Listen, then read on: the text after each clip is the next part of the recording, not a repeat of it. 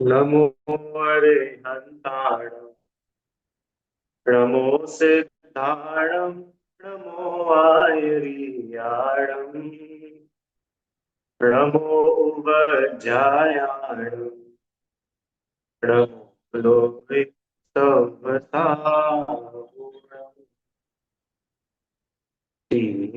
भुवन में सा पीतरा शिव स्वरूप शिव का नमो योग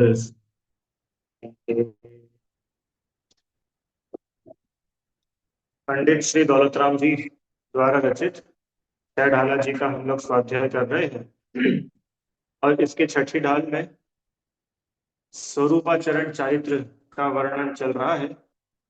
वह अद्भुत दशा कैसी है? वह स्वरूपाचरण की दशा, जिस होत प्रगटे आपनी निधि, मिटे पर की प्रवृत्ति सब। माने ऐसा है वह स्वरूपाचरण चारित्र कि जिसके होने से आत्मा का अपना संपूर्ण ज्ञानाधिक संपत्ति प्रकट हो जाती है। और जो पर द्रव्यों में प्रवृत्ति थी सब मिट करके जीव केवल को प्राप्त करता है, अरिहंत दशा को प्राप्त करता है। ऐसा वह स्वरूपाचरण चारित्र का की चर्चा अपन लोग कर रहे हैं। हम लोगों ने पिछली कक्षा में ये आठवें छंद की शुरू की दो पंक्तियां देखी थी। पूरे छंद का पाठ करते हैं, चर्चा को आगे बढ़ेंगे। जिन परम पैनी सुबुधि छैनी, तारी अंतर भेदिया, वर्णादि अनुरागादि तैं, निज भाव को न्यारा किया। निज माही निज के हेतु निज कर, आपको आपै गयो। गुण गुणी ज्ञाता ज्ञान गे, मजार कछु भेद न रयो। शुरू की दो पंक्तियों में किस प्रकार से भेद विज्ञान किया जाता है उसकी बात आई थी। जिन परम पैनी सुबुधि छैनी, डारी अंतर भेदिया, वर्णादि अनुरागादि तय, निज भाव को ध्यान रख। माने जिन्होंने, किनकी बात चल रही है? वीतरागी मुनिराजों की। वे ही मुनिराज जिनके सकल चरित्र का वर्णन हम लोग अभी करके आए ना, 28 मूल गुण और ये सारी बातें। वे ही मुनिराज अपनी परम सूक्ष्म, परम तीक्ष्ण भेद ज्ञान रूपी छैनी से अपने अंतर में भेद डालते हैं। क्या भेद डालते हैं? कि वर्णादि और रागादि जो भाव है, जो वास्तव में पुद्गलमय है, जीव की अनुभूति से भिन्न है, ऐसे उन वर्णादि रागादि भावों को निज चैतन्य के भाव से, अपने वास्तविक आत्म स्वरूप से उनको भिन्न जानते, मानते, अनुभव करते हैं। ठीक है। ये भेद विज्ञान, इसके हमने जब कक्षा ली थी ना उसमें थोड़े पॉइंट्स देखे थे, 12-13 पॉइंट्स कुछ पढ़े थे अपन लोगों ने। ध्यान आ रहा है आप लोगों को?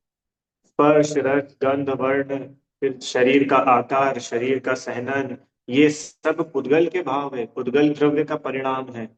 इसमें जीव का अपना कुछ नहीं है। इस प्रकार से भेद विज्ञान द्वारा मुनिराज इस स्वरूपाचरण चारित्र में स्थित होते हैं। और देखो क्या करते हैं इस भेद विज्ञान से आगे। निज माही निज के हेतु, निज कर आपको आपै गयो। ये जो लाइन है ना, इसमें कारक बताए। कारक आप लोगों ने स्कूल में कभी संस्कृत में या हिंदी में कारक पढ़े होंगे। षट कारक: कर्ता ने, कर्म को, करण से के द्वारा, संप्रदान के लिए, अपादान ने, पर, अधिकरण, है ना, ये सब छह षट कारक बोलते हैं। तो ये जो है कारक, इसके दो प्रकार से भेद बनते हैं। समझिएगा सब ध्यान से। एक तो व्यवहार षट कारक, एक निश्चय षट कारक। व्यवहार षट कारक मतलब ये जो छह कारक है, ये अलग अलग वस्तुओं में लगाना। जैसे कर्ता, कर्ता मतलब जो काम जो कर रहा है, वो कर्ता। कर्म मतलब जो काम हो रहा है, वो कर्म। ठीक है। और करण मतलब जिसके द्वारा वो कार्य हो रहा है। ठीक है। अब तो अब उदाहरण देखो। कुम्हार ने घड़े को चाक के द्वारा, चाक समझते हैं आप लोग? चाक, आप लोगों ने घड़ा बनते हुए देखा है कभी? नहीं तो पता चला उदाहरण हो जाएगा और मालूम पड़ा भैया घड़ा ही नहीं पता कैसे बनता है। अरे कुम्हार बनाता है ना मिट्टी से, नीचे वो चाक से वो घूमता है, उस पर गीली मिट्टी डालता है और उसको ऐसा शेप दे देता है। ठीक है ना? तो उस उदाहरण से अपन समझते हैं, शास्त्रों में ही उदाहरण आया है कि जैसे कुम्हार माने वो घड़ा बनाने वाला घड़े को बनाता है, भैया काय से बनाता है? मिट्टी से बनाता है। किसके द्वारा बनाता है? तो चाक, चाक के द्वारा बनाता है। काय के लिए बनाता है भाई? किसके लिए बनाता है? पानी रखने के लिए बनाता है, या फिर ग्राहक के लिए बनाता है। तो देखो, अभी ये सब चीजें किसी एक में नहीं लगी, इसमें कर्ता अलग है, जो घड़ा बना वो कर्म वो अलग है, जिसके द्वारा बन रहा है वो अलग है, हाँ जिसके लिए बन रहा है वो अलग है। तो जहां पर कर्ता कर्म का ये सब अलग अलग होते हैं उसको बोलते हैं व्यवहार षटकारक। और जहां पर कर्ता कर्म करण ये अलग अलग नहीं होते, एक ही वस्तु होती है, उसको बोलते हैं निश्चय षटकारक। देखो निश्चय और व्यवहार अभी अभी आगे आने वाला है ना, बड़ा सरल है। जय श्री आंटी जी। जहां पर भेद कर दिया उसको बोलेंगे व्यवहार, और जहां भेद नहीं किया उसको बोलेंगे निश्चय। क्या बोला? जहां पर भेद करके बता दिया वो है व्यवहार का कथन, और जहां पर कोई भेद नहीं रहा, अभी आगे लाइन आई थी ना, अभेद, अखिन्न। तो अभेद माने जहां कुछ भेद नहीं है उसका नाम है निश्चय। हाँ। अब यहाँ पर जो तीसरी लाइन में बात कर रहे हैं, अब ये लाइन अब आप पढ़ो, देखो क्या लिखा। निज माही, निज के हेतु, निज कर आपको आपे गयो। अब बताओ, इसमें कोई दूसरे की बात ही नहीं है। हाँ, भेद विज्ञान रूपी छैनी के द्वारा अपने आत्म स्वरूप को शरीर आदि नो कर्म से, द्रव्य कर्म से और राग द्वेष आदि भाव कर्मों से भिन्न करके, ये तो दो लाइन हो गई। आगे निज माही, अपने आत्मा में, निज के हेतु, अपनी आत्मा के लिए, निज कर, अपनी आत्मा को वे स्वयं जानते हैं, और आपको निज माही, निज के हेतु, निज कर का मतलब अपने द्वारा, अपने आप को वे स्वयं ही ग्रहण करते हैं। माने स्वरूपाचरण चारित्र में स्थित वीतरागी दिगंबर मुनिराज, कैसी उनकी दशा होती है कि जहां पर कुछ भी भेद नहीं रहता, जो कुछ भी भेद थे वे सब तो आत्मा से न्यारे हो ही गए। वर्ण आदि, राग आदि, शरीर, द्रव्य कर्म, नो कर्म, भाव कर्म, इन सब से स्वयं को न्यारा करके वे क्या है कि वे अपनी आत्मा के लिए, अपनी आत्मा में, अपने लिए, अपने द्वारा ही अपने आप को वे स्वयं अपने से ग्रहण करते हैं। वहां कुछ भेद ही नहीं रहता। वहां ये सारा कार्यक्रम किसी दूसरे के लिए, किसी दूसरे से, किसी दूसरे के द्वारा, यहाँ कुछ बात ही नहीं है। कौन है सिर्फ? कि सिर्फ मैं, ओनली मैं हूँ। ये जो वो परम पवित्र निश्चल दशा है, इस दशा को बोलते हैं शुद्धोपयोग, जहां पर वास्तव में कोई भेद ही नहीं है। ठीक है? अब भैया किसका भेद नहीं है? तो ये 8वें छंद की आखिरी लाइन और 9वें छंद में ये बताया कि किन किन में भेद नहीं रहता है। देखिए क्या बोल रहे हैं। गुण, गुणी, ज्ञाता, ज्ञान, ज्ञेय, मझार कछु भेद न रहे। 5 बातें आ गई। गुण, रितांडी, गुण, गुणी, ज्ञाता, ज्ञान और ज्ञेय, ये 5, इन पांचों के बारे में देखो भाई, क्या होते हैं ये पांचों। गुणी मतलब होता है जिसमें गुण पाए जाते हैं, वह पदार्थ, उस पदार्थ को बोलते हैं गुणी, जिसके अंदर गुण पाए जा रहे हैं। ठीक है? गुण किसको बोलते हैं? कि पदार्थ में जो पाए जाते हैं, जिससे उस पदार्थ की पहचान होती है।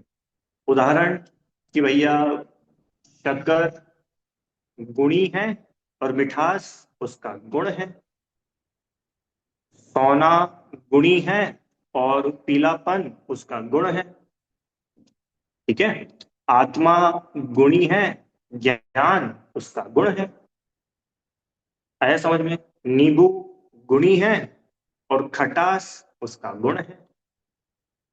ठीक है, तो गुणी मतलब जिसमें गुण पाए जाते हैं वो पदार्थ, और गुण मतलब जिसके द्वारा उस पदार्थ की पहचान होती है, जो उस पदार्थ में पाया जा रहा है वो गुणी गुण। आगे चलो।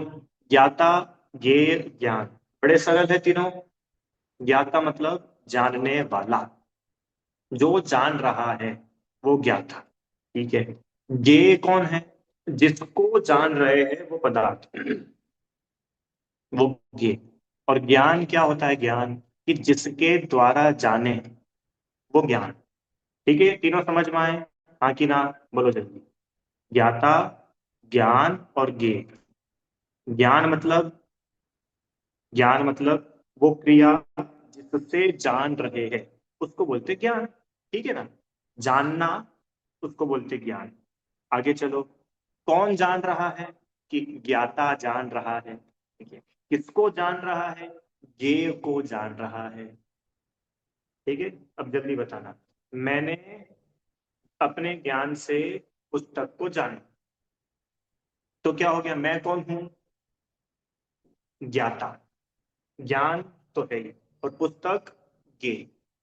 ठीक है। अब देखो, ज्ञाता, ज्ञान और ज्ञेय, यह तीनों में भेद लग रहा है कि नहीं लग रहा है? भेद है ना। मैं जानने वाला, जानने का काम अलग हो रहा है, और जिसको जाना जा रहा है वो अलग हो रहा है। ऐसे ही आत्मा स्वयं और आत्मा में ज्ञान और गुण, तो वहां तो भेद हो गए।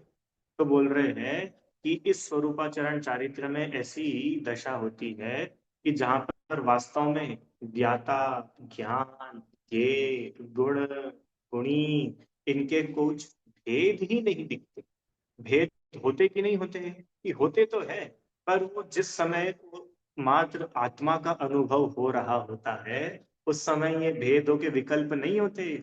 सारे के सारे विकल्प जाल विलीन हो जाते हैं। कैसे हो जाते हैं रीता आंटी? ये सारे विकल्पों के जाल बिल्कुल विलीन हो जाते हैं, दिखाई नहीं देते। है कि नहीं है? कि है कि नहीं है तुम जानो, हमको तो आत्मा दिख रहा है बस।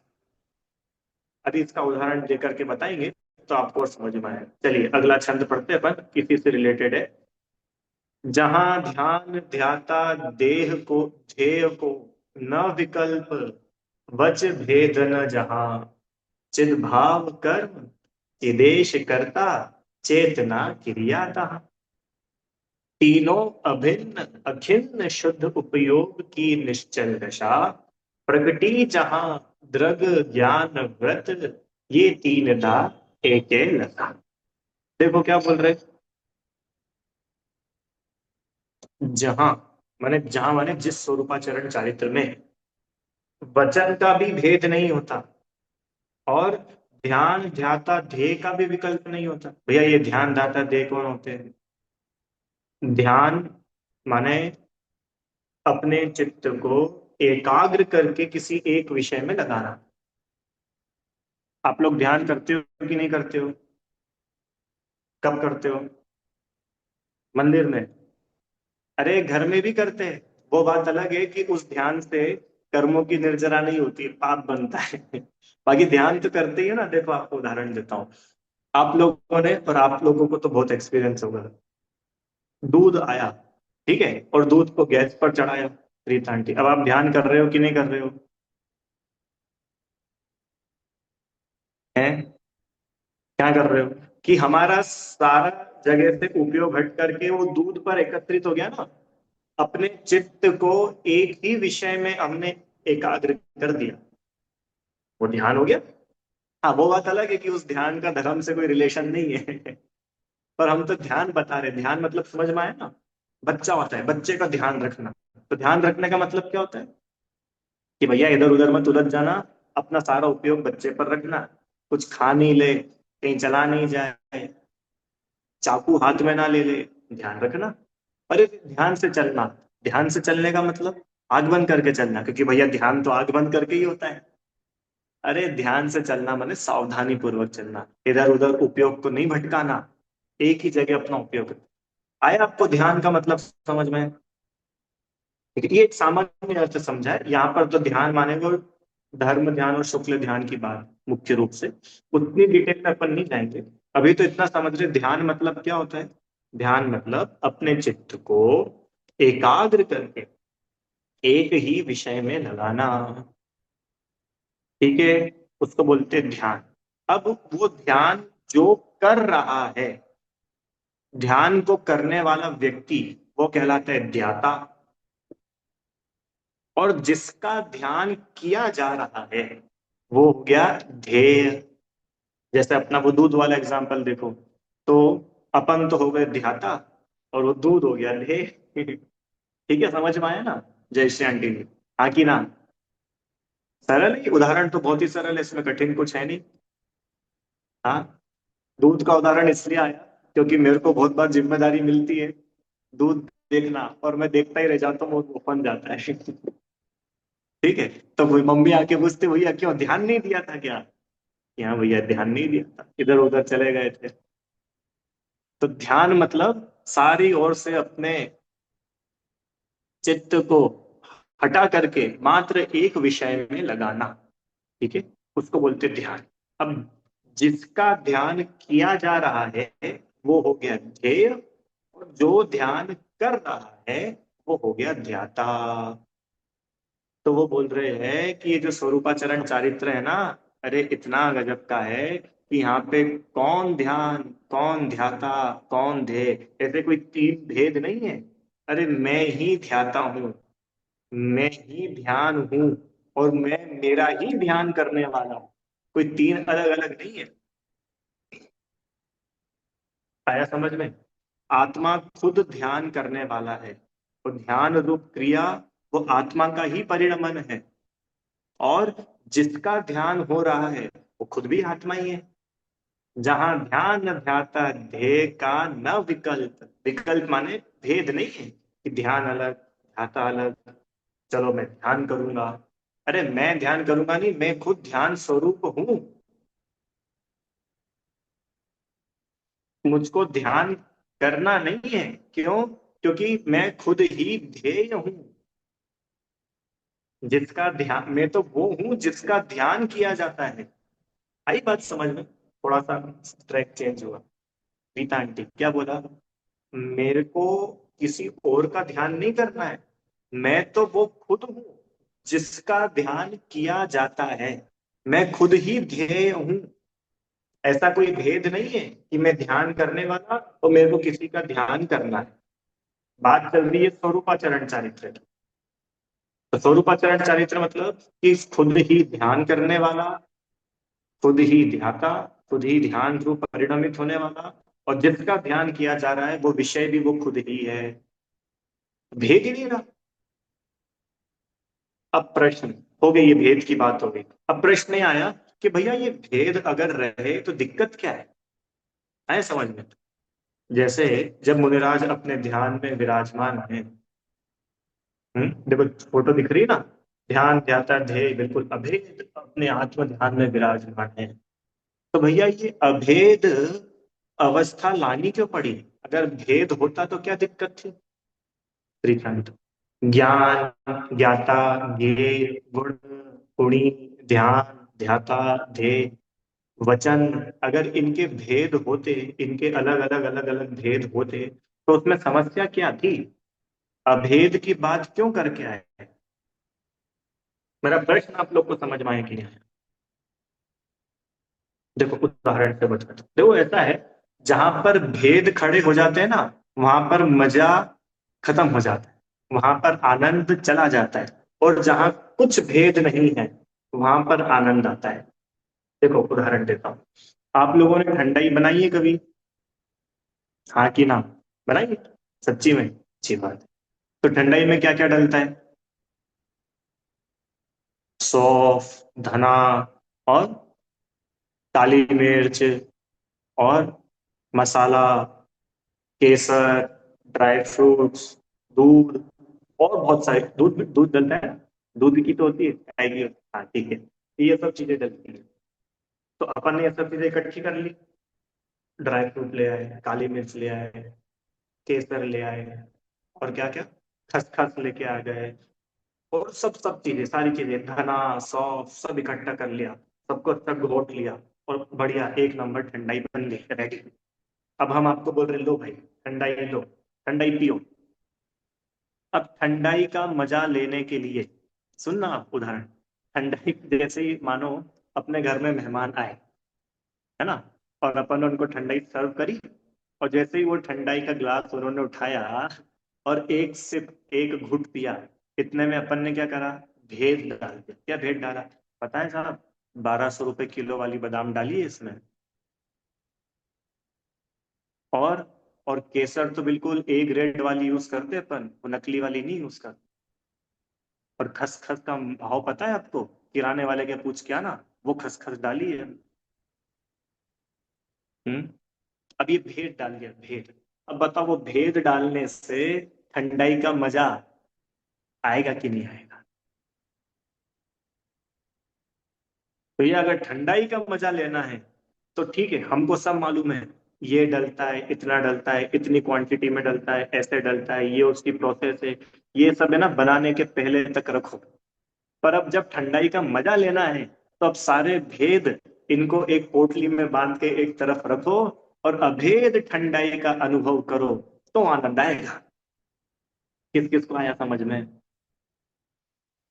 हम्म। आया ना। अगर वहां पर भेद हो गए तो भेद हो जाएंगे तो आनंद चला जाएगा, और आनंद अगर चाहिए तो सारे भेदों को एक तरफ है। तो बोल रहे हैं कि अरे ये तो इतनी गजब, अभी आगे इसके आनंद का वर्णन करेंगे, क्या कहे।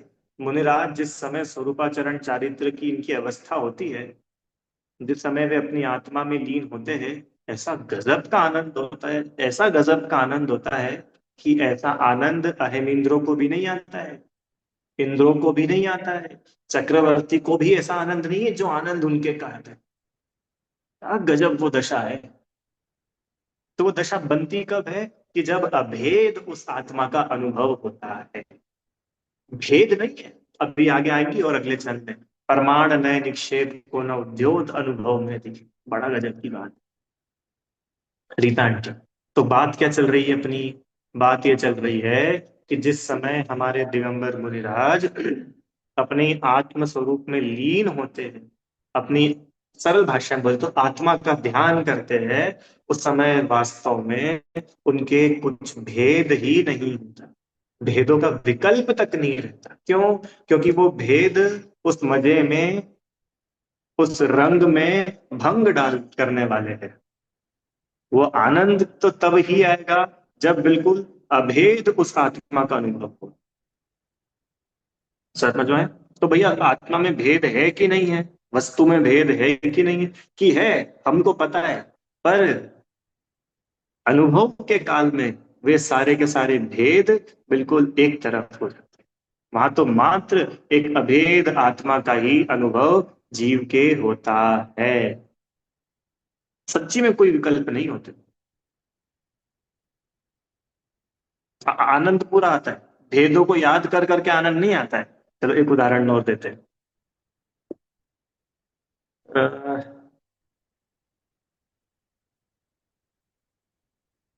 एक, ठीक है चलो सुनो, एक लड़की की सगाई हुई, शादी होगी, चलो शादी करा दो, एक लड़की की शादी हुई, और पति है। तो पति जब रिश्ता पक्का करना था ना, तो सारी डिटेल लेते कि नहीं लेते, अरे लड़की वाले लड़के वाले आपस में मिलते हैं, सब बातचीत होती है, भैया लड़के का कितनी हाइट है, कैसा कॉम्प्लेक्शन है, फैमिली की क्या डिटेल्स है, कैसी जॉब है, कितना कमाता है, घर कैसा है, गाड़ी क्या है, ये सारी सारी बात, ये सारे भेद कब होते हैं, रिश्ता पक्का होने के पहले। अब सुनना है, अब रिश्ता पक्का हो गया, उस लड़की ने अपना सर्वस्व उस लड़के को समर्पण दे कर दिया है। अब वो लड़की, वो पत्नी अपने पति से प्रेम करेगी तो ऐसा बोल के करेगी कि हमको आपसे बड़ा प्रेम है क्योंकि आप 2 करोड़ रुपए कमाते हो, हमको आपसे बड़ा प्रेम है क्योंकि आपके पास में चार चार गाड़ियां हैं। क्यों, कि नहीं, अब वो सच्चा प्रेम, उस प्रेम का आनंद कब होगा, कि अब सारे भेद खत्म हो गए। अरे और गजब की बात, पता है सच्चा प्रेम कब होगा? कि जब उसको ऐसा भी नहीं लगे कि मैं अलग हूं और पति अलग है। क्या बोला? इतना भी भेद नहीं है, मैं और पति, ये दो भेद भी नहीं बचे। अब तो अद्वैत हो गया। अद्वैत मतलब वो दो पना भी नहीं रहा। अब तो बस जो मैं वही पति, जो पति वही मैं। ये है बिल्कुल उस प्रेम की पराकाष्ठा। हाँ कि ना? उसके दुख में अपना दुख लगे, उसके सुख में अपना सुख लगे। यही तो है प्रेम, और क्या है? उसको बिजनेस में लॉस हो तो इसको भी कमी लगे, उसको फायदा हो तो अपने को फायदा लगे। तो ये क्या कि जहां पर भेद नहीं है वहां असली आनंद है, और जहां भेद है वहां मजा किरकिरा हो गया, वहां आनंद नहीं है। आया समझ में? हाँ कि ना? सब जगह लगा के देखना, बहुत सारे उदाहरण बना सकते हैं। जॉइंट फैमिली हो, जब तक भेद नहीं है तब तक आनंद है, और जहां भेद हो जाए सारा आनंद खत्म। अपने बच्चे में, भाभी के बच्चे में, देवरानी के बच्चे में अगर भेद नहीं है तो क्या हो रहा है? आनंद। सब लोग बढ़िया, घर में भोजन बन रहा है, सब लोग खा रहे हैं, कोई दिक्कत नहीं। और जहां भेद हो गया, अब मलाई मलाई मेरा बच्चा ले ले और बिना मलाई का उसको मिल जाए, घी तुम थोड़ा ज्यादा घी ले लो, इनको अपन नहीं देंगे।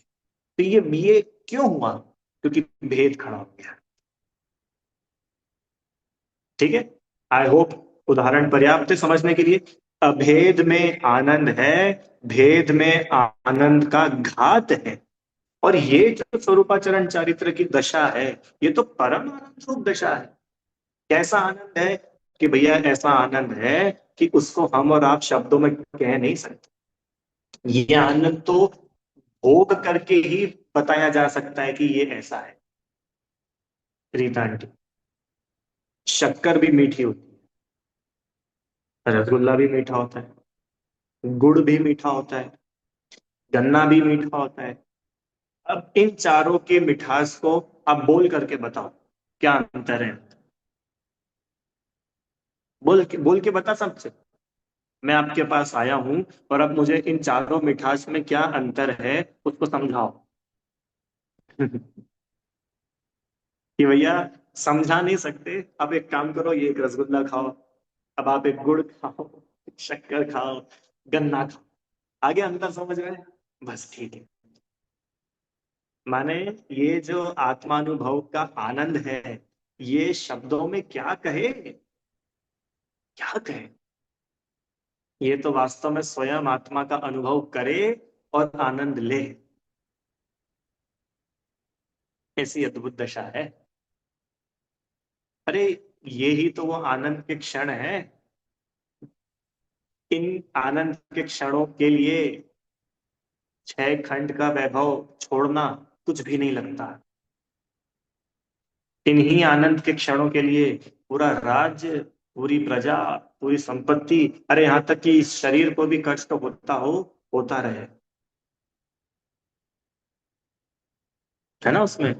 आनंद के झरने झरते प्रदेशों में, ध्यान जब धरते हैं, मोहरी क्षण में तब भस्म हो जाता, श्रेणी जब चढ़ते हैं, हो अंतर मुहूर्त में, अंतर मुहूर्त में जिनमें अनंत चतुष्टय धारा है, दिगंबर वेश न्यारा है, निर्ग्रंथों का मान हमको प्राणों से भी प्यारा। क्या बोला?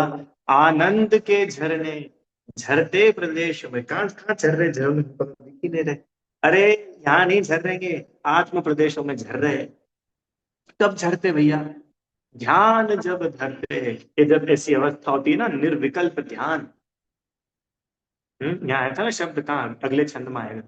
निर्विकल्प, ये निर्विकल्प आत्म स्थिरता, जहाँ सर्व प्रकार के विकल्पों का कोई स्थान ही नहीं, सारे भेद जहां मिट गए हो, ऐसा वो परम स्वरूपाचरण चारित्र की दशा, ऐसा आनंद झरता है कि सारे इंद्र चक्रवर्ती सब एक तरफ, और मुनिराज का एक एक समय का आनंद एक तरफ, ऐसा आनंद है वो। और वही आनंद का फल ये है, इतनी आत्मलीनता बढ़ती है, इतनी आत्मलीनता बढ़ती है कि वो मोह रूपी शत्रु जो है ना, जिस जो अनादि से हैरान कर रहा था, मोह महामद पियो अनादि, वो क्षण भर में नष्ट हो जाता है, क्षण भर में नष्ट हो जाता है, और श्रेणी आरोहण और केवल ज्ञान पर्यंत दशा आ जाता है। बड़ा गजब का कार्यक्रम है, बहुत गजब का कार्यक्रम। इतनी अंतरंग में आत्म स्थिरता बढ़ती है, इतना आनंद होता है, क्या कहे। गजब। तो बोल रहे हैं, मैं ध्यान ध्याता दे, जहां ध्यान ध्याता दे का विकल्प न वच भेद न जहा।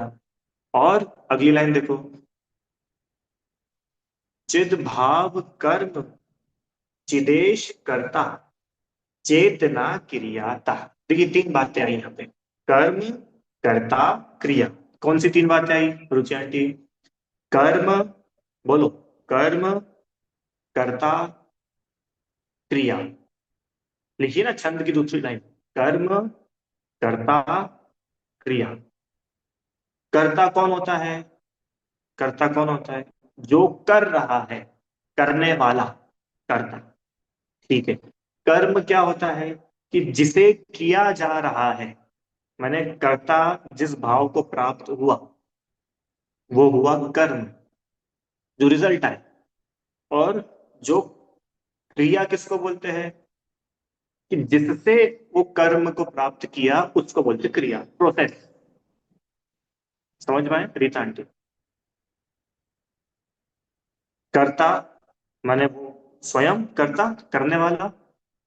फिर कर्म, कर्ता ने जिसको प्राप्त किया, वो कहलाता है कर्म, कर्ता जो जिसको प्राप्त हुआ। और क्रिया, उसकी प्रोसेस। देखो एक मोटा उदाहरण देता हूं, समझ में आएगा। मैंने पढ़ाई करी, है ना, और आईआईटी की एग्जाम दे करके मैं इंजीनियर बन गया, जेईई और ये सब एग्जाम दे करके मैं इंजीनियर बन गया। तो मैं तो हुआ करता, क्योंकि मैं ही बना ना, तो करने वाला तो मैं ही, करता। मैं इंजीनियर बना, तो वो जो इंजीनियर बनना हुआ, वो हुआ मेरा कर्म। और वो परीक्षा देना, पढ़ाई करना, वो हुई क्रिया। आया समझ में? अब ये तो मैंने आपको तीन अलग अलग उसमें घटा के बताया समझाने के लिए, कि भाई पढ़ने वाला, पढ़ाई, और वो इंजीनियर की डिग्री। पर यहाँ पर ये समझना है कि वास्तव में कर्ता, कर्म और क्रिया, ये कोई तीन अलग अलग नहीं है। क्या? कर्ता कोई अलग हो, क्रिया कोई अलग कर रहा हो, और कर्म कोई तीसरा ही हो? नहीं नहीं, कोई अलग अलग नहीं है, स्वयं ही करने वाला। क्यों? क्योंकि एक द्रव्य दूसरे द्रव्य का कर कहाँ सकता है? स्वयं ही करता है, स्वयं में ही करता है। और करने रूप क्रिया रूप परिणमित भी खुद ही होता है, और जो फल प्राप्त होगा, वो भी खुद के उसमें ही होगा।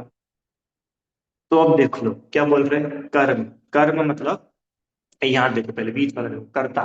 कर्ता मतलब करने वाला, जो परिणमित हो रहा है, जो परिणमित हो रहा है उसको बोलते हैं, क्या बोलते हैं? कर्ता। अरे मैं खुद इंजीनियर रूप हुआ ना, तो मैं हुआ कर्ता। और जिस रूप में परिणमित हुआ, वो हुआ कर्म। तो इंजीनियर रूप में परिवर्तित परिणमित हुआ ना, तो इंजीनियर रूप अवस्था वो हुई कर्म। और कैसे परिणमित हुआ? तो वो मेरी क्रिया। ठीक है? हाँ कि ना? पक्का? भैया बाकी लोग?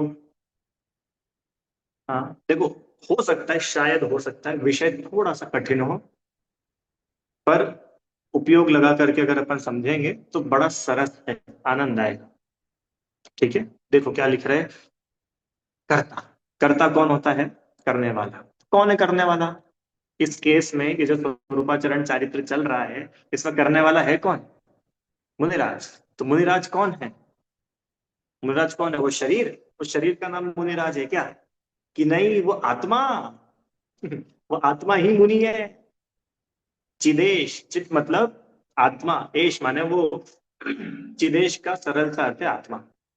इतना समझो, आत्मा ही करता है।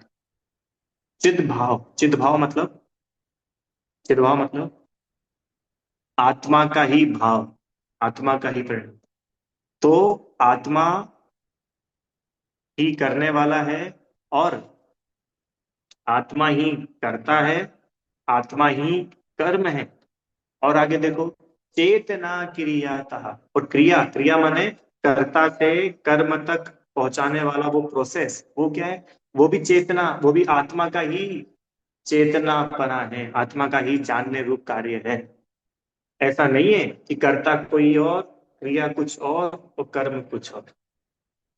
चिद्भाव कर्म, चिदेश कर्ता, चेतना क्रिया तहा। तहा मतलब कहाँ? वहां स्वरूपाचरण चारित्र में, वहीं की बात चल रही है ना। हाँ, ध्यान की अवस्था। वहां आत्मा ही कर्म, आत्मा ही कर्ता, और आत्मा का भाव वह ही क्रिया है। चेतना आत्मा का भाव, वही क्रिया। आगे चलो, तीनों अभिन्न। ये बात है गजब की। तीनों, तीनों मतलब कर्ता कर्म क्रिया, ये तीनों अभिन्न है। अभिन्न मतलब अलग अलग नहीं है कि ये अलग है ये अलग है। तीनों अभिन्न और अखिन्न। अखिन्न माने अखंड, पूरा ही आत्म द्रव्य व कर्ता कर्म क्रिया रूप से परिणमित होता है। अखंड, कोई खंड खंड उसमें भेद नहीं है। ऐसी यह अभिन्न अखंड शुद्धोपयोग की निश्चल दशा, इसका नाम है शुद्धोपयोग। किसका नाम है शुद्धोपयोग? कि जहां कर्ता कर्म क्रिया का कोई भेद नहीं रहा, मात्र मैं मैं मैं ये ही भास रहा हो, वास्तव में वह शुद्धोपयोग की निश्चल दशा। निश्चल दशा मतलब कि अब वो जो दशा प्रकट हुई है, तो ऐसी शुद्धोपयोग की दशा है कि अब वो चलायमान नहीं होगी, बदल नहीं जाएगी। अब तो वो आगे आगे आगे चढ़ते जाएंगे। है समझ में?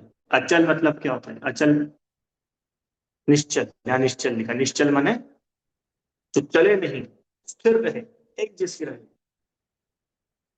आगे देखो, प्रगति जहां द्रग ज्ञान व्रत, ये तीन धात, तीनों अभिन्न अखिन्न शुद्ध उपयोग की निश्चल दशा। प्रगति जहां, यहां तक पूरा एक समझो। प्रगति जहां को ऊपर वाली लाइन में जोड़ो, तो क्या आएगा? कि कर्ता कर्म क्रिया ये तीनों अभिन्न है, अखिन्न, ये ही शुद्धोपयोग की निश्चल दशा प्रकट कराने वाले हैं। माने जहां ध्यान ध्याता देह का विकल्प नहीं, गुण गुणी ज्ञान ज्ञाता ज्ञेय का विकल्प नहीं, वचन का भेद नहीं, और क्या पढ़ा था? हम्म, हाँ, ये भेद विज्ञान से शुरू हुआ ना, भेद विज्ञान से शुरू हुआ। ज्ञान ज्ञाता ज्ञेय का विकल्प नहीं, अपने में ही सारे षट कारक लगे। और ध्यान ध्याता देह का विकल्प नहीं, गुण गुणी का भेद नहीं, वचनों का भी भेद नहीं। अरे और क्या कहे, कर्ता कर्म क्रिया वास्तव में ये आत्मा ही है। ऐसी जो तीनों कर्ता कर्म क्रिया की अभिन्न अखिन्न दशा, तब शुद्धोपयोग की निश्चल दशा प्रकट होती है। शुद्धोपयोग की निश्चल दशा प्रकटे जहां। अब आगे, द्रग ज्ञान व्रत, ये तीन धाम है। अब ये तीनों कौन से तीनों? तीन धाम माने तीनों, कौन तीनों? सम्यक दर्शन, सम्यक ज्ञान और सम्यक चारित्र।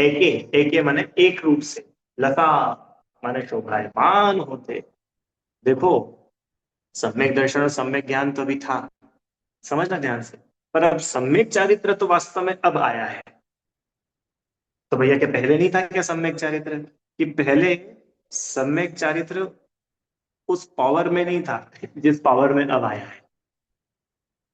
आया समझ में? कि सुनो, पहले तो वो उतनी आत्मस्थिरता नहीं थी ना। नहीं आया?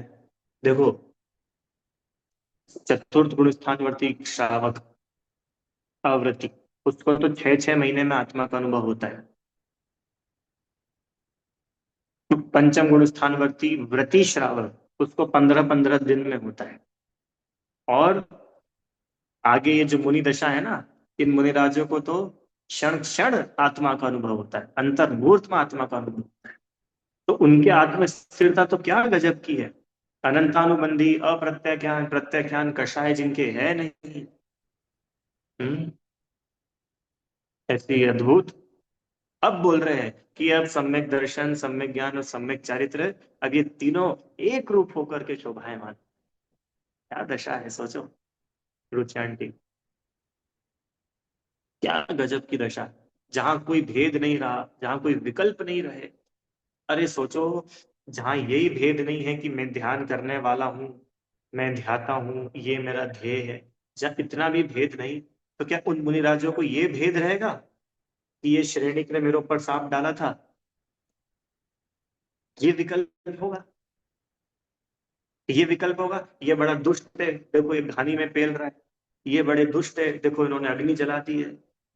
अरे जिनको अपने अंदर में ही भेद नहीं दिख रहे हैं, उनको बाहर भेद दिखेंगे? अब आप थोड़ा बहुत आइडिया लगा पा रहे हो कि उपसर्ग परिचय में मुनिराज कैसे शांत रहते हैं, कैसे धीर रहते हैं। क्या उनके अंदर में ऐसा जादू रहता है कि वो इतने बिल्कुल चलायमान नहीं होते? मनोरमा आंटी जी, ये है वो जादू, अपनी आत्म स्थिरता, आत्मलीनता। ऐसा उपयोग आत्मा में स्थिर होता है कि अब दुनिया में जो चले चलने दो। क्योंकि वो पहले आ गया ना, वर्णादि अनुरागादि ते निज भाव को न्यारा किया, है ना, अपना आत्म स्वभाव तो उससे न्यारा है ही। अब क्या उसका विकल्प? गजब है।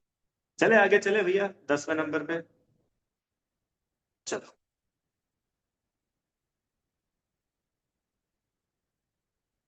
स्वरूपाचरण चारित्र और निर्विकल्प ध्यान। बस बढ़िया। अब बस इसके बाद, इस क्षण के बाद में अरियंत दशा आने वाली है, आप लोग तैयार है ना भैया, केवल ज्ञान कल्याण के लिए? चलो।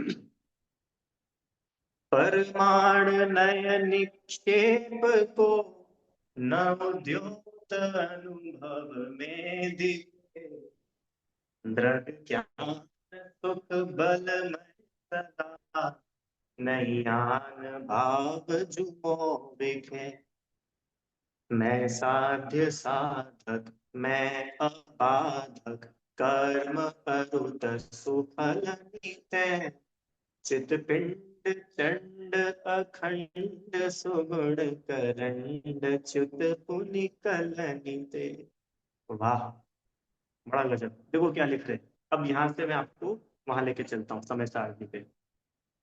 परमाण नय निक्षेप को न उद्योत अनुभव में दिखे। इसी लाइन को बस आज समझेंगे, बाकी कल देखेंगे। क्या होता है भैया प्रमाण नय निक्षेप? ये शब्द सुने कभी? आप में से किस किस ने तत्वार्थ सूत्र का पाठ किया है? किया है। उसके पहले अध्याय में आता है प्रमाण नय निक्षेप। कैसे आता है, पढ़ते हैं अपन। चलो, अपन सूत्र जी में से पहले देख लेते हैं, बहुत शॉर्ट में, प्रमाण नय निक्षेप किसको बोलते हैं, फिर आगे चलते। प्रमाण और नय तो समझ में आता ही है। प्रमाण किसको बोलते हैं बताओ भाई, कोई बताना चाहेगा क्या? प्रमाण किसको बोलते हैं? चलो मैं ही बताता हूँ, सुनो। ये निक्षेप अभी खुला हुआ है। प्रमाण मतलब होता है सच्चा ज्ञान, सम्यक ज्ञान। सम्यक ज्ञान को प्रमाण ज्ञान बोलते हैं। और उस सम्यक ज्ञान, जो प्रमाण ज्ञान है, उसके किसी एक अंश को पकड़ना, उसको बोलते हैं नय। या और सरल करो, और सिंपल कर दो, चलो भैया। पदार्थ को जो सर्वदेश ग्रहण करे, संपूर्ण रूप से जो किसी पदार्थ को ग्रहण करे, उसको बोलते हैं प्रमाण। और जो पदार्थ के एक देश को ग्रहण करे, उसको बोलते हैं नय। उदाहरण दे दे, सुनो। क्या उदाहरण दे? चलो सुनो। किसी के मकान का मुहूर्त है, ठीक है, और अपन लोग गए उनके मकान के मुहूर्त में। और फिर जब अपन घर आए वापस, तो जो अपने घर के मेंबर नहीं गए थे, उन्होंने पूछा कैसा था उनका मकान। अरे मकान बहुत बढ़िया था। ये क्या है, ये प्रमाण का कथन, कि हमने पूरे मकान का कथन एक बार में कर दिया। कैसा था भैया मकान, साधना आंटी जी, भैया मकान तो बहुत बढ़िया है। यार कैसा मकान बढ़िया था, हमको बताओ तो सही क्या क्या था। अब सुनो, अब आएगी एक एक बात। अरे उनकी यहाँ की टाइल्स तो ऐसी थी, उनकी रसोई तो ऐसी थी, हाँ, उनके यहाँ तो लाइट ऐसी लगी थी, उनके यहाँ बहुत बड़े चौड़े चौड़े कमरे थे, और दरवाजे तो क्या डिजाइन के थे। अब ये क्या कर रहे हैं, कर क्या रहे हैं, कि अब पूरे वस्तु को नहीं बता रहे, किसी एक पक्ष को, किसी एक अंश को बताया जा रहा है। ये हुआ नहीं है उदाहरण। एक और उदाहरण ले लेते हैं। शादी में गए ठीक है, और खाना खा के आए, वहां पे भोजन करके आए रीता आंटी, और फिर पूछा भैया घर वालों ने, और भैया क्या था क्या, जितने का लिफाफा दे के आए उतने पैसे वसूल हुए कि नहीं हुए। अरे अरे क्या पूछो भैया, बहुत बढ़िया था, बहुत अच्छा था।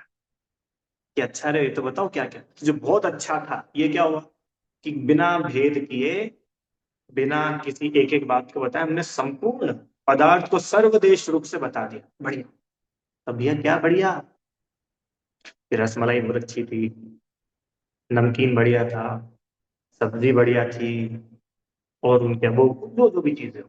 अब ये क्या करा, कि वो पूरी वस्तु को ना बताकर उसके किसी एक अंश को बताया जाए। ये क्या हो गया, नहीं। प्रमाण मतलब संपूर्ण वस्तु को बतलाना, प्रमाण। और नए मतलब वस्तु के किसी एक अंश को ग्रहण करना। ठीक है, तो अब मैं आप लोगों से पूछूं, प्रमाण के लिए बोलना वन, और नए के लिए बोलना टू। ठीक है। आत्मा नित्य है, ये कथन प्रमाण का है कि नए का है। दो लोगों ने तो बोला है प्रमाण। बोलो, तीन। और भैया 17-18 लोग हैं आज तो। बाकी लोगों का क्या कहना है, कि भैया कुछ भी हो, हमको क्या करना, हमको ये आत्मा थोड़ी है। क्यों, अरे अपने बारे में ही पूछ रहे हैं। बोलो प्रमाण है कि नहीं। ठीक है, एक व्यक्ति का कहना है भैया प्रमाण है, कोई का कहना है नहीं, आत्मा नित्य है। प्रमाण की नहीं, जल्दी बोलो। प्रमाण प्रमाण प्रमाण प्रमाण। नए, नए हैं। क्यों नए हैं, कि आत्मा नित्य है, ये तो सिर्फ एक ही पक्ष है। आत्मा अनित्य भी तो है। क्यों, आत्मा सिर्फ नित्य ही है क्या, अनित्य भी है। अरे द्रव्य की अपेक्षा देखे तो आत्मा नित्य, और वहीं पर्यायों की ओर से देखेंगे तो आत्मा नित्य। तो अभी मैंने क्या, मैं अगर ऐसा बोलता आत्मा नित्यानित्य है, तो अब होता ये प्रमाण है। क्यों, क्योंकि इसमें संपूर्ण आत्मा आपने कवर कर लिया, नित्य भी कवर कर लिया, नित्य भी कवर कर लिया। पर वहीं हमने ऐसा बोला आत्मा नित्य है, तो अभी सिर्फ किसी एक अंश को ही तो ग्रहण किया। साधना आंटी जी, आया क्या समझ में। देखो, पूछना है आप, पूछो पूछो। क्योंकि क्या है कि पहले प्रमाण नए निक्षेप समझेंगे, तभी तो समझ में आएगा कि इन प्रमाण नए निक्षेप का उद्योग ही नहीं होता है। बोलो। भैया भैया प्रमाण जो है वो एक तरह से सामान्य अवलोकन है, और नए जो है वो एक विशेष अवलोकन कहा जाएगा।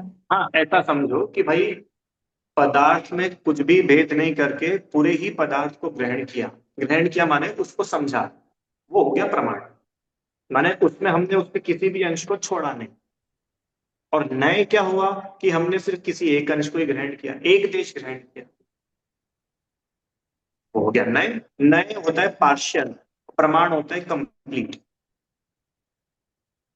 ठीक है, चलो अब आप ही उत्तर देना, एक और प्रश्न पूछता हूं मैं।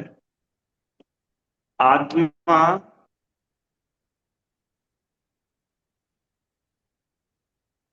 हम्म, अभी मैंने क्या नित्य नित्य पूछा था।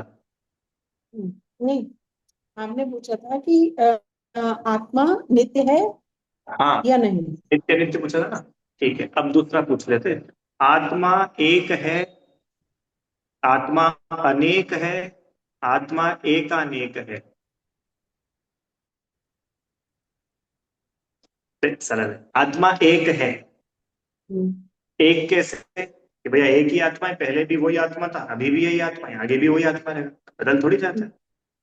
आत्मा अनेक है कि हाँ, आत्मा में अनेक अनेक गुण पाए जाते हैं। उस हाँ, अपेक्षा से देखो तो आत्मा अनेक है। आत्मा ज्ञान हाँ, है, आत्मा दर्शन है, आत्मा सुख है, तो सुख है, आत्मा अनेक आत्मा भी है। वीर्य है। हाँ, तो आत्मा अनेक भी है। तो अब अभी अपन ने क्या करा कि अगर ऐसा बोला आत्मा अनेक है, तो ये नए का कथन हो गया। हमने बोला आत्मा एक है, ये भी नए का कथन हो गया। मतलब ये व्यवहार व्यवहार रूप से है। नहीं नहीं, नए में दोनों आ जाएंगे, द्रव्यार्थिक भी पर्यायार्थिक भी, निश्चय भी व्यवहार अच्छा। भी, दोनों उसमें आएंगे। और जहां हमने कुछ भी भेद नहीं किए, उसको सर्व प्रकार से ग्रहण किया। आत्मा एकानेक है, तो दोनों आ गए। हम्म, आया समझ में? तो हम्म, इसको बोलते हैं प्रमाण और नय। प्रमाण मतलब पदार्थ का सर्वदेश ग्रहण करना, उसको बोलते हैं प्रमाण। और नय मतलब कि पदार्थ का किसी एक देश, एक अंश को ग्रहण करना, उसको बोलते हैं नय। अब प्रश्न, प्रश्न सुनना भैया, प्रश्न। यहाँ पर क्या लिखा दौलत राम जी ने कि प्रमाण नए निक्षेप को न उद्योत अनुभव में लिखी। माने जिस समय उस आत्मा का अनुभव होता है ना, अलकांति जी, जिस समय उस आत्मा का अनुभव होता है, उस समय क्या प्रमाण, क्या नए, क्या निक्षेप, अरे सब खत्म हो जाता है, कुछ दिखता ही नहीं। तो प्रश्न है कि भैया जब आत्मा का अनुभव करा, उस समय तुमने प्रमाण नए निक्षेप को उड़ा ही दिया, तो उनको लेके क्यों आए? जब उनको आगे जाकर के हमको उनका उद्योग करना ही नहीं है, आगे जाकर के तो उनको बिल्कुल गौण कर ही देना है, उनको अभी क्यों लेकर के? प्रश्न समझ में आया मेरा? भैया इनकी जरूरत क्या पड़ी? जब आप बोल रहे हो आत्मा के अनुभव के समय ना प्रमाण ना निक्षेप ना नए, तो भैया पहले से ये तीन हटा दो ना, तो हमारा सिलेबस कम हो जाएगा थोड़ा। कि नहीं सुनो, इन तीनों को जानना बड़ा आवश्यक है। क्यों? कि जब तक प्रमाण नए निक्षेप से उस वस्तु को जानकर उसका निर्णय नहीं किया जाएगा, तो अनुभव किसका करेंगे? बताएंगे बताएंगे, निक्षेप भी बताएंगे। निक्षेप तो बहुत जोरदार है। समझ में आया? प्रमाण नए निक्षेप, इनसे जब तक पदार्थ को जानेंगे ही नहीं। ये देखो क्या लिखा है यहाँ, पदार्थों को जानने के उपाय है। तो जब पदार्थों को जानने का उपाय ही नहीं करेंगे, तो पदार्थ जानेंगे कैसे? और जब तक पदार्थ को जाना ही नहीं, तो अनुभव काय का करोगे? हवा का?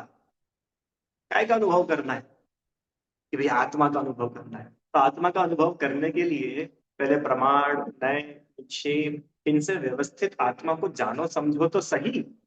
कि भैया अब जान लिया, अब क्या करें? प्रमाण नए निक्षेप में उलझे रहे क्या? आत्मा ऐसा भी होता है, आत्मा ऐसा भी होता है कि नहीं? सुनो, तुमने जान लिया कि हाँ जान लिया, अब क्या करें? सुनो, अब इन प्रमाण नए निक्षेप की एक पोटली बनाओ, इनको रखो साइड में। अब मात्र तुम अपने आप का अनुभव करो। अब ये प्रमाण नए निक्षेप को मत घुसाओ बीच में। क्यों? कि जहां तुमने प्रमाण नए निक्षेप घुसा है, वहां भेद खड़ा हो जाएगा। नहीं आया समझ? सुनो, आत्मा आत्मा शुद्ध है, मैंने ये वाक्य बोला रीता आंटी। अब अपनी क्या ड्यूटी बनती है इसको सुनते से, कि शुद्ध आत्मा का मैं अनुभव करूं, ये कि हाँ हाँ हाँ भैया, निश्चय नहीं, निश्चय नहीं से शुद्ध है, निश्चय नहीं। कि तुमने पूरा मजा किरकिरा कर दिया नए घुसा के।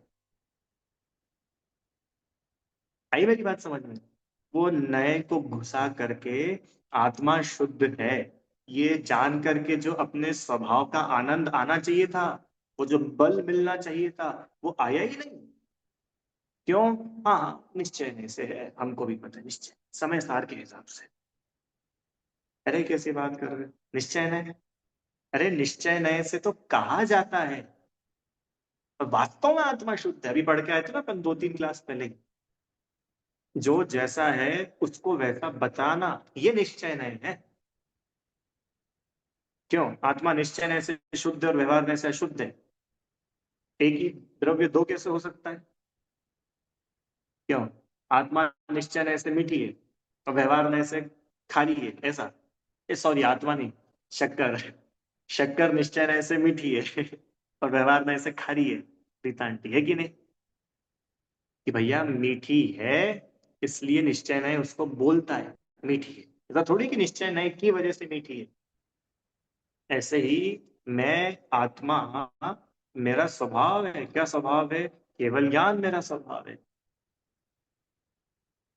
मैं कर्मों से रहित हूं, ये मेरा स्वभाव है। रागादि वर्णादि ये मेरा स्वभाव नहीं है। जब इस शुद्ध नय के विषयभूत पदार्थ को जानेगा तब तो तुझे आत्मा का अनुभव होगा। नहीं नहीं नहीं, वो तो निश्चय नहीं, निश्चय नहीं। अरे निश्चय नहीं तो सत्य को सत्य बता रहा है। छड़ाला में लिखा था ना, जो सत्यार्थ रूप सो निश्चय। जो सत्यार्थ है वो निश्चय, कारण सो व्यवहार। ठीक है। तो बोल रहे हैं कि पदार्थों को जानने के लिए तो ये निश्चय नय, व्यवहार नय, प्रमाण, निक्षेप, ये सब आवश्यक है।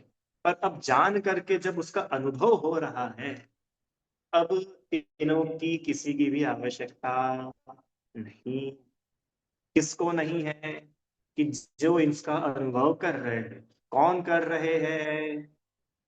मुनिराज। नग्न दिगंबर मुनिराज, ऐसी स्वरूपाचरण की उनकी दशा बन रही है। ठीक है। समय अपना हो गया, निक्षेप बचे। बोलो क्या करना है? आज ही कर ले, रुकोगे आप लोग और 5-7 मिनट एक्स्ट्रा? 10 मिनट भी हो सकते हैं। ठीक है। तो एक साथ ही तीन हो जाए, चलो। प्रमाण नहीं, निक्षेप। देखो आप लोगों को यहाँ से ग्रंथ से अपन बता दे। दिख रही सामने स्क्रीन आ गई? आ गई। देखो यहाँ पर आप लोग देखो। हम्म,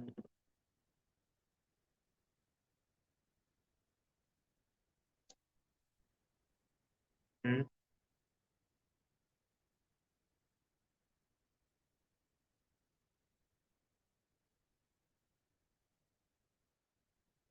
ये देखो नए चक्र। संपूर्ण वस्तु प्रमाण का मिल गया सबको? हाईलाइट हो गया ना? हाँ। देखो भाई साहब, संपूर्ण वस्तु प्रमाण का विषय है और उसका एक अंश नए का विषय है। कितना क्लियर हुआ आप लोगों को? संपूर्ण वस्तु प्रमाण का विषय है और उसका एक अंश नए का विषय है। आगे चलो। इन दोनों से निर्णय किया गया पदार्थ वो निक्षेप का विषय। माने प्रमाण और नए से जो निर्णय किया पदार्थ का, और फिर इन दोनों से निर्णय किया गया पदार्थ वह निक्षेप का विषय होता है। समझ में आया? प्रमाण किसको बोलते हैं? संपूर्ण वस्तु प्रमाण का विषय। उस संपूर्ण वस्तु के किसी एक अंश को ग्रहण करना वो नए का विषय। और प्रमाण और नए से निर्णय किया गया जो पदार्थ वह निक्षेप का विषय। चलिए, अब ये जो निक्षेप है, निक्षेप माने उसको कहना, उसको बतलाना। लोक अथवा आगम में शब्द व्यवहार करने की पद्धति को निक्षेप। अब समझना ध्यान से, बड़ा सरल है, इंटरेस्टिंग है विषय बहुत ज्यादा। निक्षेप चार प्रकार के होते हैं। नाम, स्थापना, द्रव्य, भाव। माने इन चार प्रकार से हम किसी वस्तु में क्षेपण करते हैं। क्षेपण करते हैं मतलब उसमें क्या लिखा था यहाँ पे? उसमें शब्द व्यवहार करने की पद्धति होती है। जैसे नाम स्थापना मतलब, अब समझना, नाम स्थापना मतलब कि जिस पदार्थ में जो गुण नहीं है उसको उस नाम से कहना। ये एक प्रकार का लोक व्यवहार चलता है। जैसे कोई वीर हो नहीं, फिर भी उसका नाम महावीर रख दिया। माने जिसमें जो क्वालिटी नहीं है फिर भी हमने उसके ऊपर ऐसा निक्षेप करा, नाम निक्षेप। किसका? ये महावीर, महावीर का नाम निक्षेप। जबकि वो है कैसा? कि हाँ कोई फूक मारे तो उड़ जाए, और नाम महावीर। बहुत सारे लोग होते हैं ऐसे। नाम है छोटे लाल जी, और छोटे लाल जी से मिलने गए तो हाइट है 6 फीट की। नाम तो है लक्ष्मीबाई और गरीब है। नाम तो है करोड़ीमल और जेब में हाथ डाला तो 10 का नोट भी नहीं निकले। तो भैया तुम तो बोल रहे थे करोड़ीमल है, कि अरे नाम निक्षेप है। समझ में आया निक्षेप मने, कि वो उसका वैसा उसमें गुण नहीं है, पर फिर भी ये वो लोक व्यवहार में चलता है। ये इतना ज्यादा यूज होता है नाम निक्षेप, मैं आपको बताऊं। आप में से किस किस के घर में छोटे बच्चे हैं? छोटे बच्चे मतलब 1.5 साल से लेकर के 4 साल 5 साल तक की एज वाले, ये आपने देखा होगा। तो आपने कभी उन बच्चों को देखा है? वो किसी भी चीज को कुछ भी बना लेते हैं। देखा है कभी आपने बच्चों को? माने एक कागज का टुकड़ा होगा ना, तो वो उनका मोबाइल बन जाता है।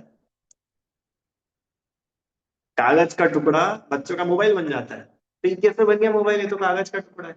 नाम निक्षेप। ठीक है। बहुत सारी चीजें होती है ना। अरे बच्चे कितना कितना खेलते, डॉक्टर डॉक्टर खेलते हैं बच्चे, तो वो डॉक्टर बन जाते हैं। काय का डॉक्टर है? ये तो बच्चा है, इसको तो एबीसीडी भी नहीं आती है। फिर क्या है? नाम निक्षेप। अभी देखना ये बच्चों में तो बहुत चलता है ये। होता है कि नहीं? माने जो चीज जैसी नहीं है फिर भी उसके साथ उसमें दूसरी चीज का व्यवहार करा जाता है। होता है कि नहीं ऐसा? तो ये होता है नाम निक्षेप। आगे चलो। स्थापना निक्षेप क्या है? वह यह है, इस प्रकार बुद्धि से अभेद करना।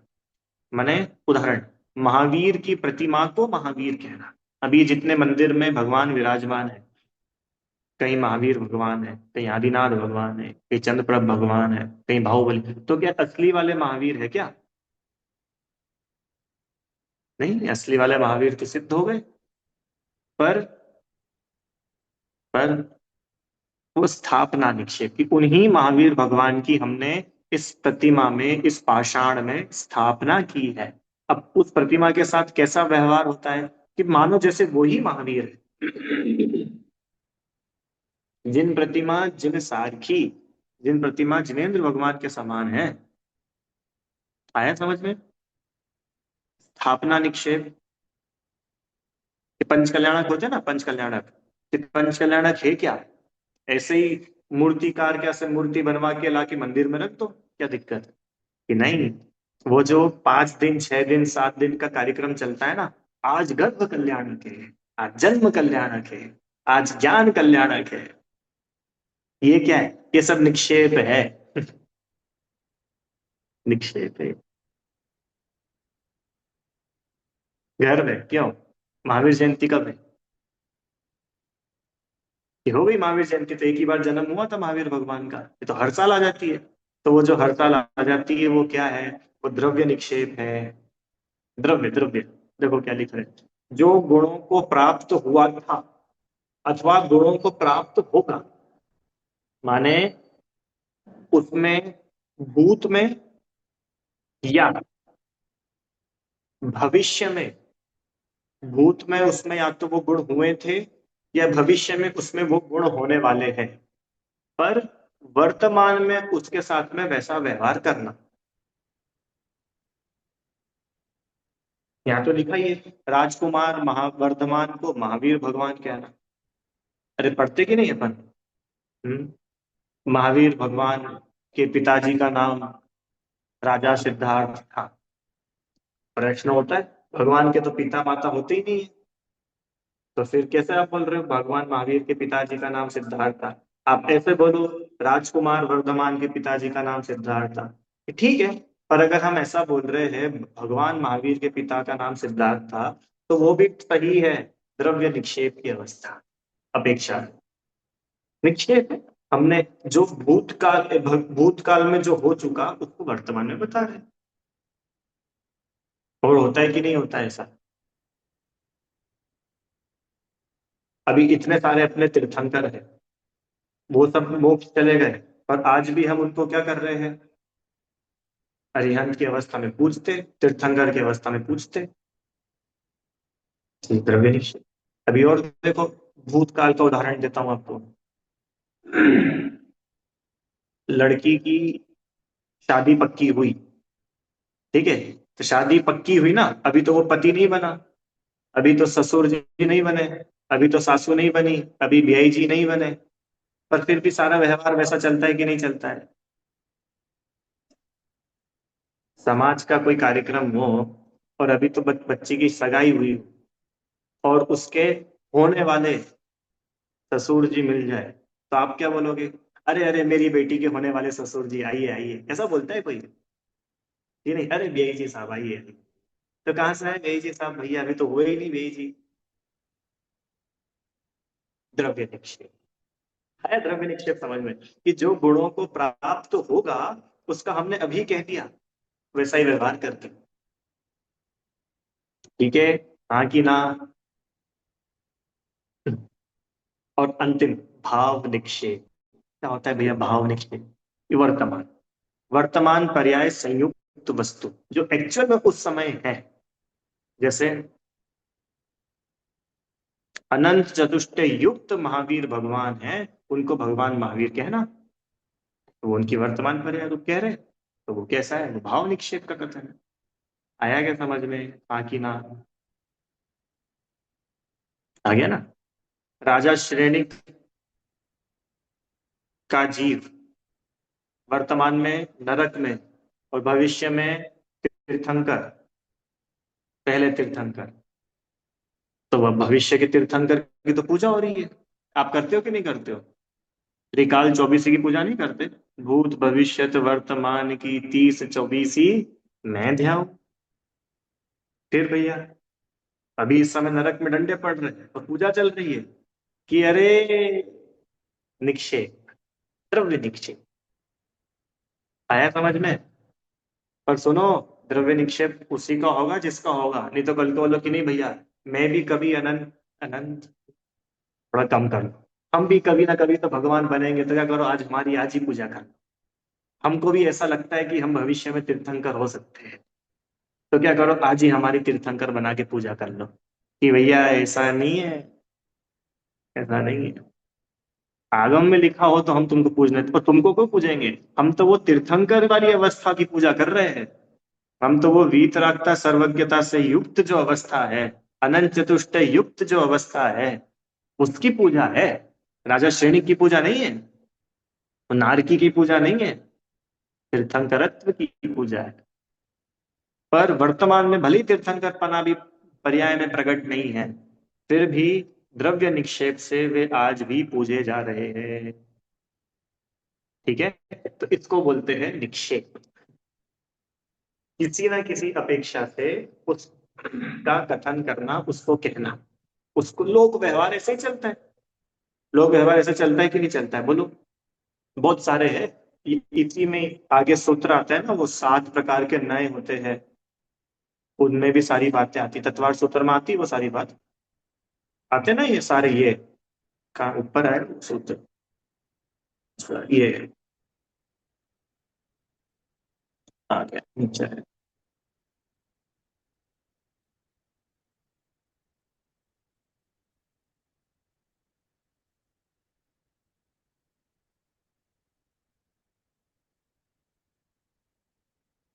कहाँ चला गया? एक बात है ना, 7 नए वाला सूत्र कहाँ चला गया? ऋजु सूत्र, संविरूढ़ नए, ये सब आते हैं ना 7 प्रकार के नए, देखो मिलेंगे, होगा चलो। तो वो उनमें भी क्या है कि भाई किस किस अलग अलग अपेक्षा से उसका वस्तु का कथन किया जाता है। अभी वर्तमान में वो वस्तु उस पर्याय को प्राप्त नहीं हुई, फिर भी वैसा कहते हैं।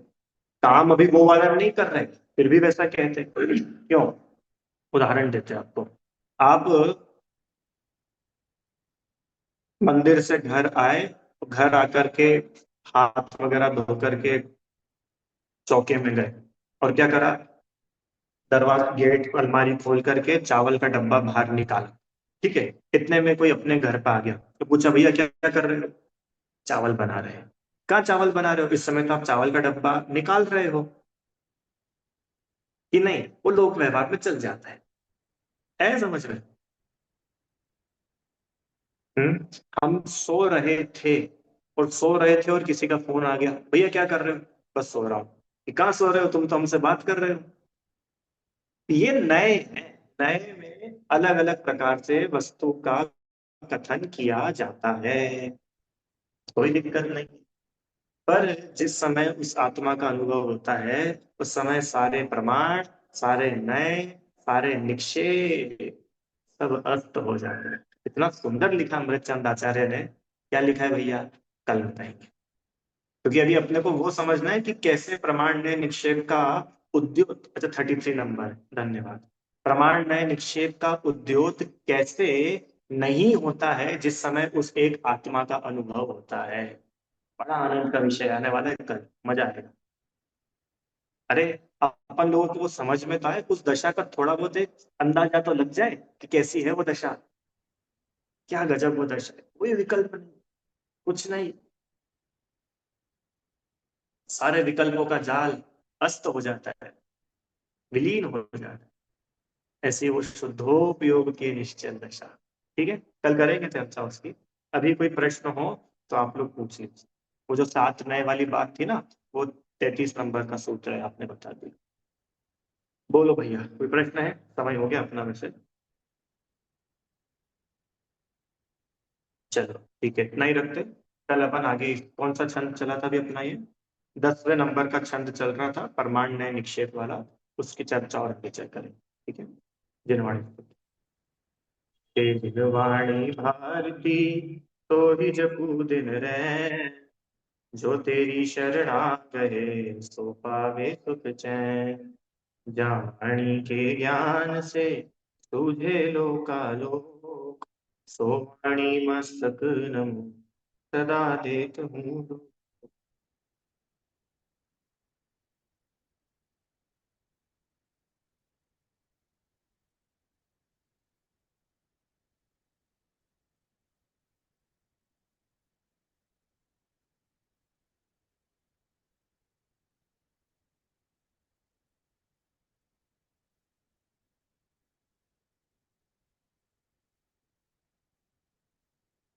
जय बोलिए द्वादशांगमयी जिनवाणी माता की जय हो।